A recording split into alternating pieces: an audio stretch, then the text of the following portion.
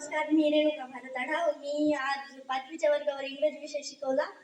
मुली छान ऐकत होत्या आणि मुलं ऐकत होते, पण थोडेफार जण उभा राहून ऐकतच नव्हते. कोणी उलटे उत्तर देत होते, ऐकत नव्हते, बरेच असं उलट सुलट वागत होते. पण आज मला कळालं की आपण जसं त्रास देतो, पण त्यांना शिक्षकांना किती त्रास होत असेल. आज बरेच मुलांनी त्रास दिला. मी 5वीच्या वर्गात गेले, त्यांनी नाही दिला, पण माझ्या मैत्रिणींच्या वर्गात गेले होते तेव्हा त्यांना खूप त्रास देत होते. त्यांचं मी पाहिलं तेव्हा कळालं आपण शिक्षकांना त्रास नाही द्यायला पाहिजे. मी पहिलीत तर इथे नव्हते आणि दुसरीत नव्हते, मी तिसरीत आले होते तेव्हा लॉकडाऊन होतं आणि तेव्हा वाघमारे मॅडम आम्हाला शिकवायला होत्या. त्या नेहमी लॉकडाऊनमध्ये शाळा सुरू नव्हत्या तेव्हा त्या ऑनलाईन क्लास घ्यायच्या आणि त्या क्लासला जास्त जण अटेंड करत नव्हते, पण बरेच जण असायचे.